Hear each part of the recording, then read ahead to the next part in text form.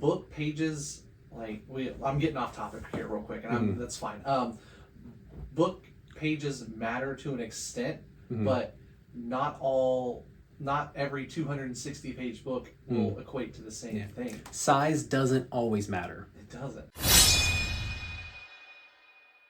Welcome back to the Interesting Theory Podcast. I'm Aaron. I'm Tanner. And as you can tell by the title, we have a bit of a book review for you today. Just a small disclaimer.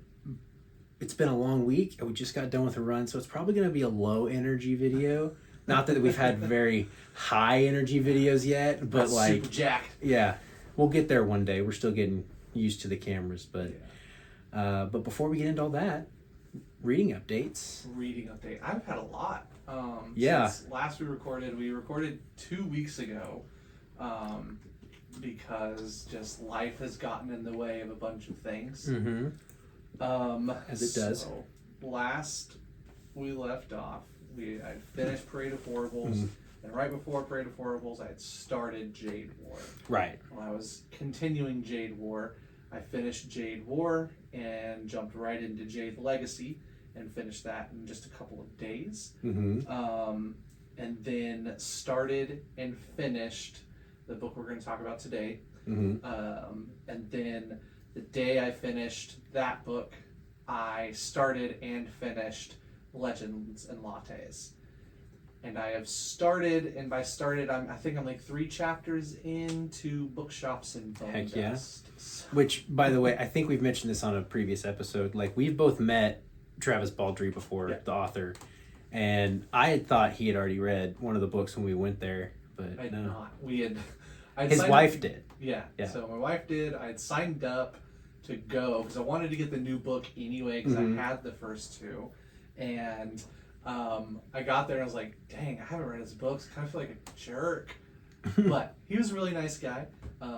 The little sit down with the local bookstore at the local synagogue was really cool. Yeah. All of that. It was a really cool night. So. Yeah. And as far as my reading has gone, nowhere near as successful as yours. As of right now, I've got like 3 hours left on an audiobook for a Shadowhunter book, The Clockwork Prince. And then I am still in the middle of physically reading the arc for Songs of the Dead. It's really hard for me to physical read during the day. That's why I usually do audiobooks. And when it comes to the arcs, it takes me a while to get through them. It's just a time thing. It's not that I'm lazy or don't like the book. I did start and finish the book we're talking about today. I think you finished like a few hours before me, but we pretty much started Monday, ended on Tuesday. Yeah, and I think had you had started when I had got the chance to start, you would have finished probably at the same time. Like we finished within, like you said, a couple of hours because I had started a couple of hours the day before. Yeah, when you texted me that said you had finished, I had an hour and a half left on the audiobook. Yeah. So, and I literally finished on my drive home as I'm pulling in the driveway to run in, quickly get dressed, and then go on a run with you, like at the gym. And like I said, right as I was pulling in the driveway, finished at the perfect time. And it was great. Great book. We'll talk more about it here, but other than that, that's it. Yeah. It's been slow moving. Hopefully we'll get some more reading done this weekend, so that's all right. Reading's a vibe, not sure. So I know, and that's one thing I've really struggled with in the last year or so is because I've been trying to do content and everything. I feel like I have to read, and it's a struggle to try to get my mind to be like, I don't have to do this. I can keep it a hobby and it'd be fun, and I don't have to make it a chore. Yeah, because even like for this, like this one in the last video we're doing our like book reviews. Parade of Horribles we were ready to jump into.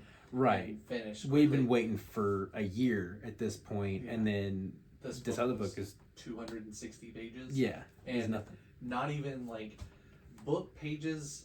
Like I'm getting off topic here real quick, and that's fine. Book pages matter to an extent, but not every 260 page book will equate to the same thing. Size doesn't always matter. It doesn't. But one of those things is like 260 here is a lot different than 260 here, because you could have 260 and have wider pages with shorter or slimmer margins, and you can fit more words on a page. This book has like pretty thick margins. Yeah. The pages are relatively short, and then on top of that, it's a short book. So like these short books, they go pretty quick. And so when someone says it's 260 pages, I'm like, yeah, but I read 260 pages. It felt a lot. 260 Scalzi pages are different than 260 Sanderson pages. Yes. Bible thin paper, tiny font. Yep. You get a lot more words in on those 260. Yes. And so this is where like I argue with like just because a book seems small doesn't make it small. Now, this one was short. It was shorter than the other John Scalzi book I've read. But spoilers. No, you saw the title. You know what we're. Yeah. There's my little soapbox rant of page sizes. Yeah. Though, granted, I do read really big books. Yeah. But you can read a book that's 800 pages and it feel really fast, and then you can read an 800-page book and you're like, oh my gosh, and it has nothing to do with pacing or prose or plot. And just be like, there's a lot of words on these pages. Yeah. Way of Kings is 1,100 pages, or no, it's 1,003, I think. Yeah, it's like 1,008, somewhere in there. In that range, but if you took another book with the same page count, it's not going to be as wordy because those pages are long. Yeah. But, sorry, I'll get off my soapbox. On to the book. As Aaron said, spoiler warning, this book has been out for a couple of years now. It is shorter, so if you have not read the book, we are recommending right now to go do so as a spoiler-free review. Like I said, we read it, within less than 2 days. It's very quick, very fun read. You'll get through it fast. Yeah. So we're not going to worry about keeping it spoiler-free, but we're not going to do all the spoilers. Yeah. We'll see how it goes. Yeah. All right, on to it. So Aaron audiobooked, I e-booked it. So just to introduce the book, even though you've read the title of the video, we read The Kaiju Preservation Society by John Scalzi. I have not read a Scalzi book. You read Starter Villain? Starter Villain, which is another fantastic one. And it's just fun. Yeah. But no, it was good. I did not know what to expect going into this book because I had not read a Scalzi book. I didn't know that several of his books were very comedic in nature. So I was kind of expecting, I mean, it's a book about kaiju, so you're expecting a little bit of camp or fun or whatever, but I wasn't expecting as much humor and sarcasm as there was. And I truly enjoyed it. It was kind of a breath of fresh air. It was really good. It took a minute to hop into it because while it's not like this heavy fantasy, you do have to suspend your like belief system. Like, okay, they're dealing with kaijus and all of that. It's to the same level as you go in watching the Godzilla movies. Yeah. And so it is good. So just right off the top, do you have a rating for it? So I would say this one's kind of difficult to rate for me because I am used to bigger books. I'm used to much broader stories. But when you go for a rating, it's hard. I always struggle whether I want to do it more like technical versus vibe. If I'm going vibe, 5 out of 5. Yeah. Like it was just a fun time. I didn't really have any problems with the comedy or anything like that. There were some well-timed jokes. There were some not so well-timed jokes, but you know, it's not meant to be taken seriously. And I think if you go into it with that kind of mindset, you're just gonna have a fun time. So 5 out of 5 for vibes. For vibes. What about technicality? I would say 4. Yeah. Because like a little less, but it's very well written. Yeah. I would just say there were some comedic bits that felt, I don't know if I'd say fell flat or if it was just there were a couple scenes where he was trying to do a few too many jokes. Yeah. In one scene, and I was like, okay, we can get on with this. Yeah. So I kind of feel the same. I'd like vibes, 5 out of 5. Yeah. It's fun. It's a blast. it is technically a well-written book. Yeah, like he is a very good technical writer. Yeah, the start to finish, you're not lost ever. Yeah. It's a predictable book, kind of, and then you're just there for a good time, and he delivered. So like, I would probably give it that. You know, overall, if we're mixing technical and vibes, I'd give it that 4.25, 4.5 stars. So I mean, and you know, I mentioned the Godzilla films. Like, I view this book the same way I view those movies. Yeah. Well, a little better than those movies because they aren't meant to be taken seriously. A lot of people don't like them, but they're meant to be a fun time. They're not to be super serious. Yeah. Visually, they're very stunning. They're very well shot. Are there a few lines of dialogue that are a little off? Sure. But yeah, I kind of view them in the same vein as those. Yeah, absolutely. But I still very much love those movies. Yeah, they're great.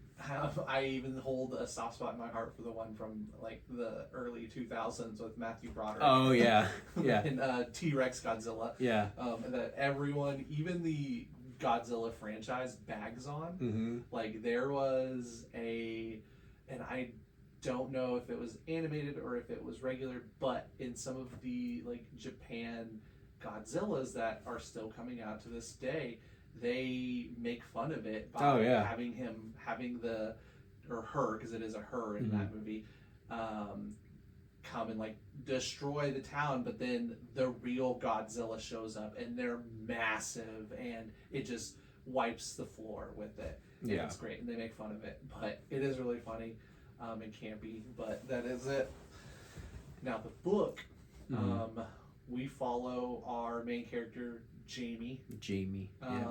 And this is probably one of my only complaints about it is it takes place in real life events. So it takes that did throw me off a little bit. Yeah, it takes place during COVID times, like late 2020 COVID times, and so it just kind of throws you back into this like real life, like, oh man, this part of the world sucked. But it does serve a purpose in the story. Yeah. And it's not like a main focal point of the whole thing either. It's just like for the story to fit, you know. But I would say it's probably my one complaint with it. But that's not, I don't even know if it's really a complaint. And that's just because it took me a little bit out of the story. It's like, oh, we're discussing real life situations. It's talking about real people and real current events and parts of it. And so you're just like, oh, okay. Like he even makes a couple comments. Like he doesn't name them outright, but he makes a couple comments to a certain president, and it's very clear who that is. Yeah. And because they're talking about like the upcoming election. Yeah, and stuff like that. So. And it's one of those things where you put any book in the real world, it doesn't necessarily like take me a second to get into it, but when you're talking about specific key events, that's when I'm like, oh, okay. Like it's not a big ordeal, but it takes me out in the beginning. Yeah. I gotta kind of get into it. It's a very short kind of start. Yeah. We follow our character who gets fired from his executive job and starts delivering for said company that he's was an executive at, because it's like a Uber Eats situation. It's a competitor to Uber Eats and Grubhub, DoorDash. What was it called? Food Mood. Yeah, Food Mood. It took me a while to get that because I was reading the physical, and so I was like, how do you even? There's umlauts, and I was like, what is this? And then, like, he had described it later, like a few chapters later. I was like, oh, that makes a lot of stupid sense. Yeah. But he does his final delivery because the company gets bought out by Uber, and the guy he delivers to is an old college acquaintance, and he recruits him for his NGO non-government job, and that's where like the fun begins. This is where like I got to and started cackling when he got to the recruitment center, and she's asking him all the questions, and you as the reader already know what's happening because of the name of the book. Like, oh, he's not going to go take care of live animals. Yeah, I wanted to pull up. There were a couple.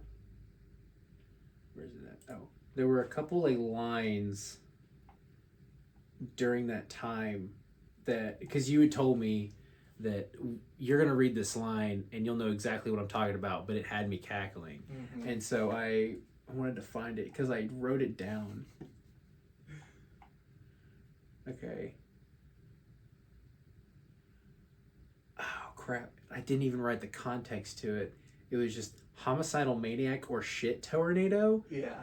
And he said that was the exact part I was cackling at. Yeah. So the context behind that is he accepts this job, still Right. doesn't know what he's actually going to do. He just knows that he's going to go lift things. Well, Yeah. the He's going to be a grunt man. the recruiter, who's very deadpan and just like, I just need you to answer these questions and sign an NDA, which is just your verbal authorization. Mm-hmm. He's going to get paid truckloads of money. If he dies, he'll get paid truckloads of money. He'll be gone for months at a time, and he can't talk about his job. Mm-hmm. But you as a reader know he's going to go mess with kaijus. He thinks he's dealing with polar bears and giant seals.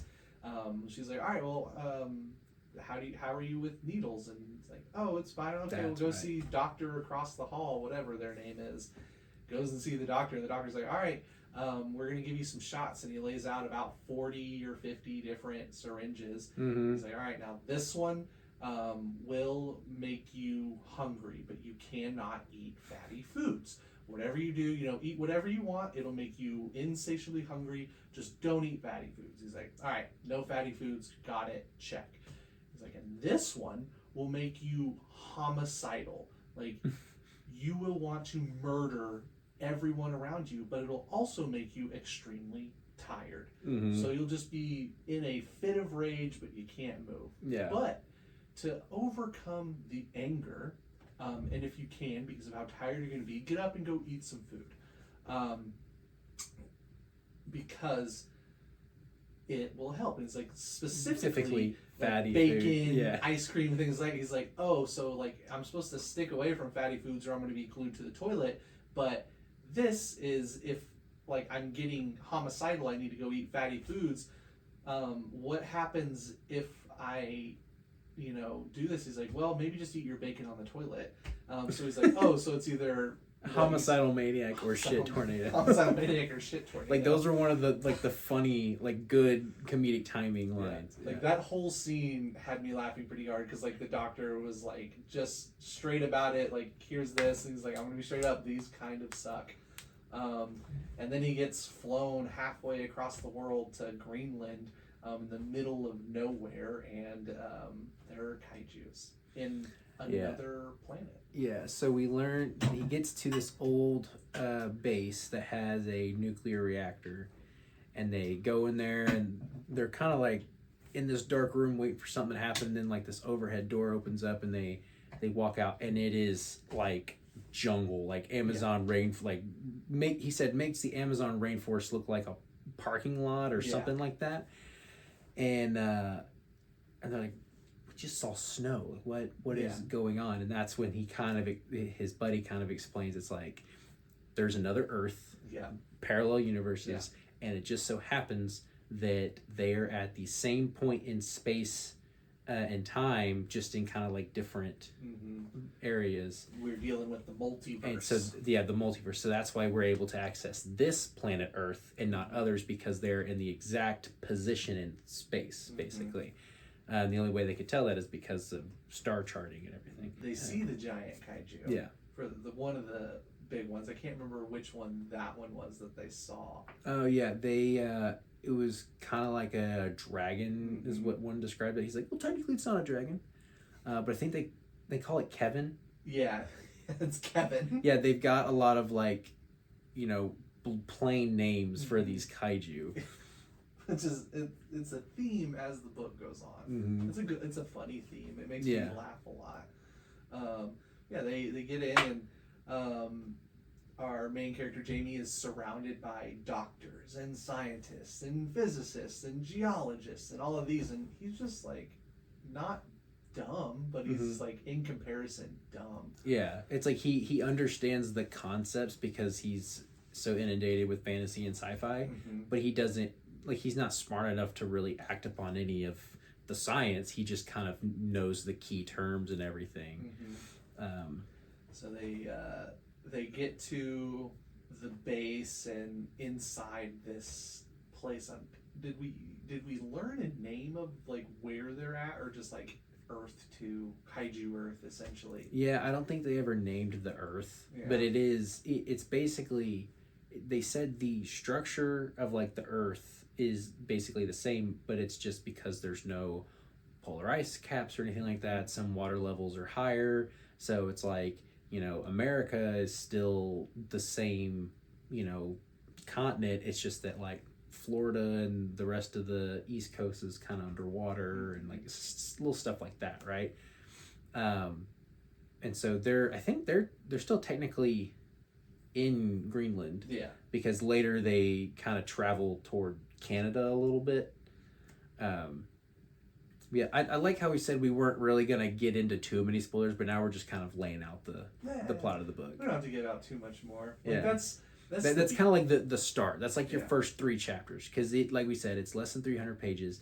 You get to the plot very fast. Yeah, I think chapter 5, you're fully immersed into Kaiju land. Yeah, and so the rest of the story is basically him as a grunt man, doing, you know, menial tasks, lifting things.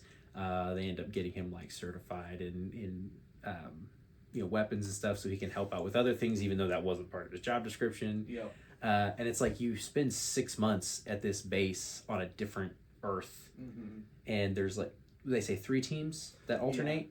Yeah. There's like red, blue, and gold, something like that. But yeah, they cycle out every 6 months, and when you're there for 3 months, one team leaves, another one comes back. Yeah. So you're working. So everything's always fully staffed, but you're there no longer than 6 months. Yeah. So he goes around. They learn about the Kaijus. There are other Kaijus named Edward and Bella, and it is in the book canonically. They are named after Twilight characters. Yeah. He legit goes like, "You named Kaiju after Twilight," and they're like, "Yeah." Yeah. It's like, well, when you find some Kaiju, you can name it whatever you want. Yeah. So what did he say? Like Hammer Fist or something? Yeah. Like your name is like, oh, it's a good name. Well, when you get to name your own, you can name your own Hammer Fist. And they call these 2 Edward and Bella because they're like, maybe not the only 2, but the only 2 that are mentioned that are the same species that they're trying to mate with. Trying to procreate. Have some Kaiju. Because they said Kaiju basically, like, it's not that they don't know how to procreate, they just forget. Yeah, these ones they akin them to pandas.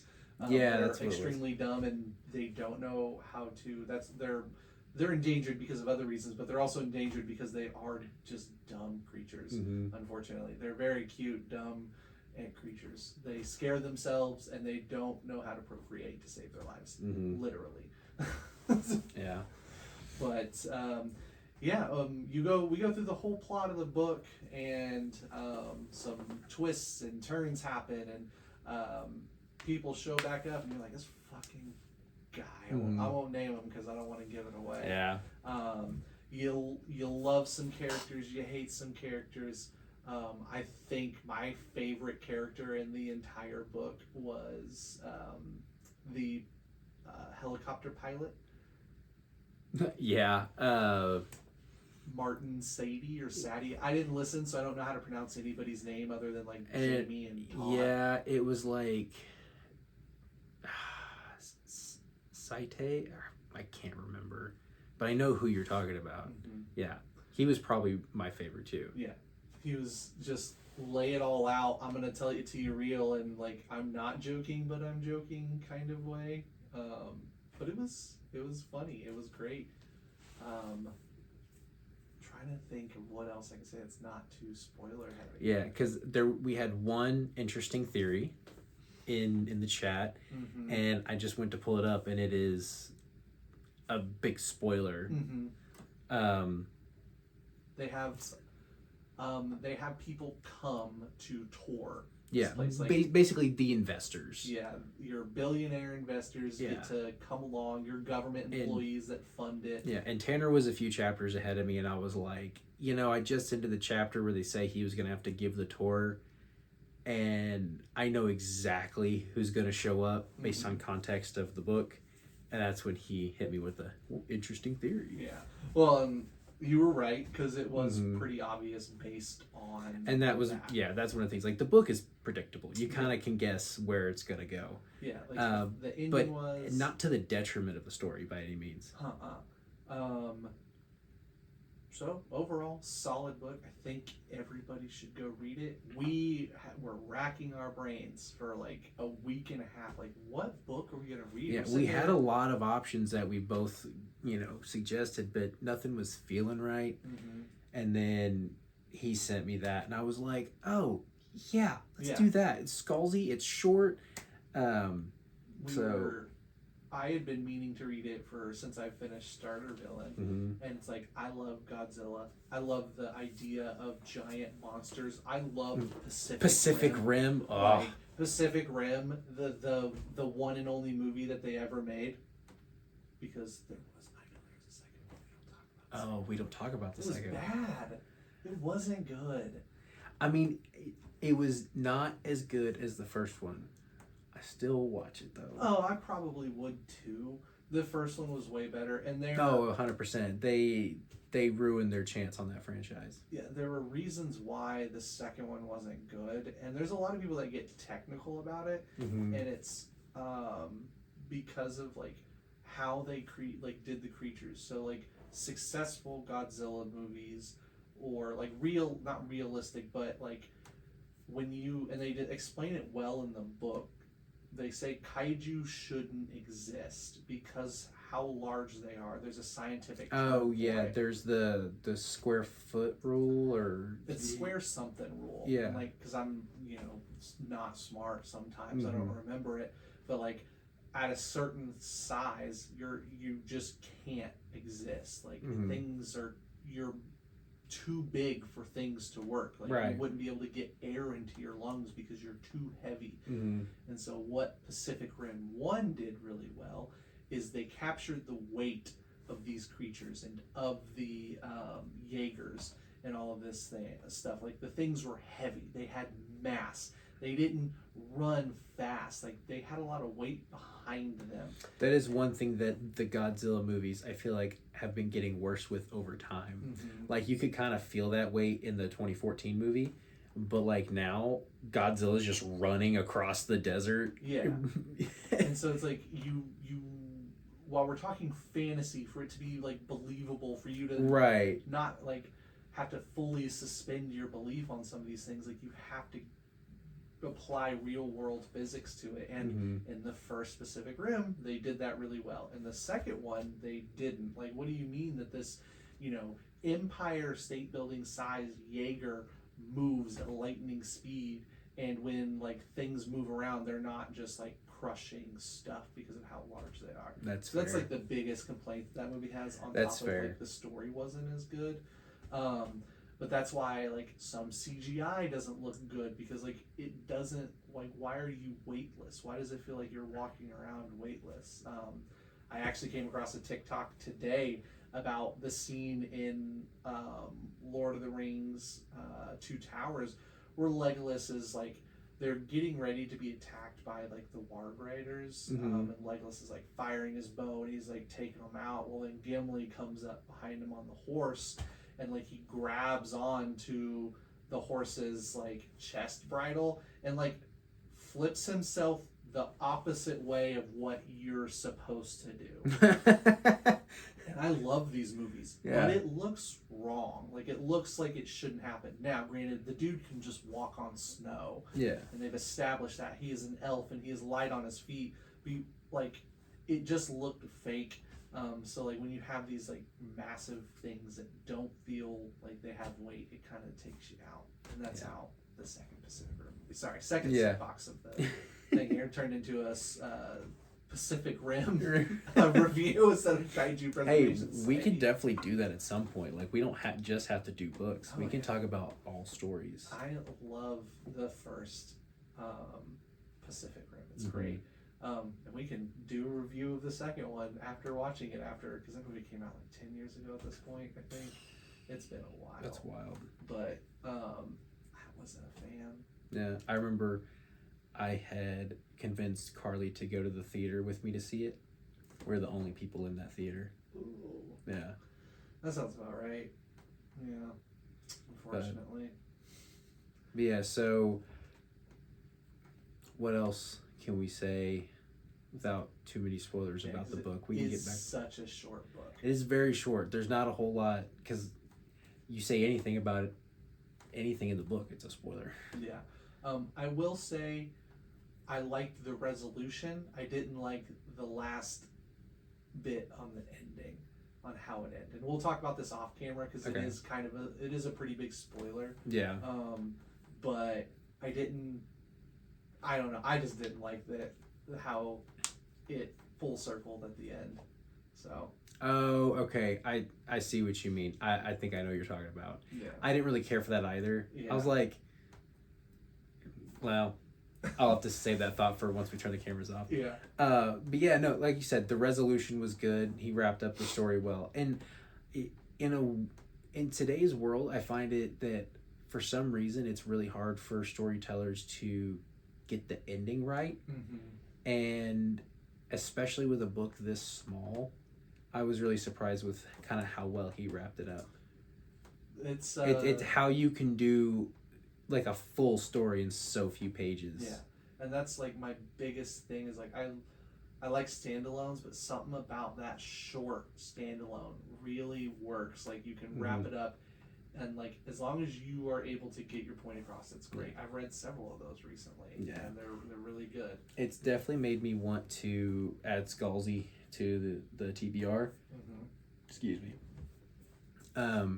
Especially, there's a video that came out today as we're recording of Sanderson and Scalzi talking at a convention. Mm-hmm. And I sent it to you, but I had actually watched the whole thing, and just hearing about Scalzi and his writing and everything and some of the other works that he's got going on, and just he seems like a really nice, genuine dude. And I'm like, you know what? His books aren't that big. Yeah. I could throw those on the TBR this year, get through a few of them. When he's got a lot of standalones, and then he has a bunch of series too. Like the like guy's been writing for a while, 20 plus years. His I wouldn't say claim to fame, but kind of like his thing that kind of kicked off his career was his sci-fi series, The Old Man's War. Mm-hmm. At least that's kind of what he thinks is his most notable work. But yeah, stuff like that, Starter Villain, and there's a couple other that he mentioned that sounded really cool too. There's one where it's like, I don't know if it's a parody, but it is like heavily implied that they're Starfleet, Star Trek. I think it's like Red Shirts or something. Oh yeah, Red Shirts. That was another one he mentioned. And then his newest one is like When the Moon Hits Your Eye. I guess the moon turns to cheese. Yeah, and so that one's gonna get added. And then he's got one coming out soon, like Monsters of like Chicago or something. Ohio. Ohio. Monsters. It's either Monsters of Ohio or Monsters in Ohio. Something like that. Yeah, but he said it's coming out on Election Day this year. Fantastic. Or next year. I don't know. On the midterms? Yeah, on the midterms. Oh, that's this year. Yeah. So, but yeah, no, go read the book. It's fantastic. We've got another series coming up. Unless you got more to talk about on this book, I'm kind of like heavy spoilered out because like it is just good and it's fun. Yeah. Everything else is everything moves so fast. There's not a lot of unspoiler stuff. Yeah, it's just it's good. Go read it. We can't say much else. If you do read it, feel free to get in the comments or shoot us a DM. Mm-hmm. We don't mind hearing your thoughts on it. Yeah. We always love yapping about books. Yeah. So, and then I think we've decided our next buddy read is going to be starting The Cradle by Will White. Mm-hmm. Whether or not we get through one or two of the books before we talk about it, I don't know. Yeah. I think we're going to read the first one and see how it goes, because those are pretty short too, at least through the first few. Yeah, and like the longest one isn't like, even that long. It's like 500. But there are a lot of them. There's like 10. Yeah. And so and I don't know if it's all like from book one to book whatever, if it's all one story, or if it's like kind of like the Elderlings, or it's series within a universe. I know absolutely zero about the story. Me. And I've kind of kept it that way. I haven't really looked at the plot. I heard someone reference it as, what'd they say? It's like Avatar meets something. and Avatar Airbender, not blue people. And you say Avatar to anything, and I'm in. So yeah, Avatar's kind of dope. yeah, I made a post on TikTok a while back that was like the trend was like, what are your 4 fandoms? Like, what are the 4 fandoms that equal you? And it was Shadowhunters, Lord of the Rings, Storm, or Cosmere, and Avatar. Yeah. Like, those are my big 4. Man, we'll have to do something like that more in depth. Yeah. But because that'd be a hard one to pick for sure. So that might be a future video. Yeah. So that's our next read. We're probably gonna start that within the next few days here. Today's Friday, so maybe on Monday or Tuesday we'll get to it. Yeah. Try to get through Bookshops and Bone Dust, but life's busy and crazy right now. Dear Lord, it's busy and crazy. But I got a couple. We had a couple actual interesting theories happen. Okay. I can't get too much into them because it was during Okay. Jade Legacy. And that's a fairly recent book, and I don't want to get too spoiler heavy. But Aaron got me pretty good. And shocker, I was incredibly wrong. That book was devastating. I actually think I like Jade War more than I like Jade Legacy. See, I agree. Yeah. A lot of people say Legacy is the best. I think, without doing like a full review, like both books, there's some time skips in them. I think and I'm okay with time skips for the most part. I know a lot of people aren't okay with them, but I think there were a few too many for my liking. I didn't have a problem with it. I was just like damn, we're really going that far. Yeah. Almost over 20 years. Yeah. In that book. And that's not a spoiler. If it is, I'm sorry, but over 20 years. Yeah. And it's wild. But no, I hit Aaron several times with some theories, and no, some of them were right in the Jade War portion. Yeah. In the Jade Legacy portion, my big one towards the end of the book, and I knew it going out there because I was like, man, I kind of want to say something, but I know I'm 1,000% wrong. It's like, oh, you mean you don't want to just get interesting theory? And I'm like, no. Yeah. Yeah. Yeah. Just throw it out there. You sure you don't want to get interesting theory? Yeah, and so I got myself, and it was a good time. But no, that's it. We're gonna do Unsold, right? Is the first book? Yeah, I think so. Let me just pull it up real quick.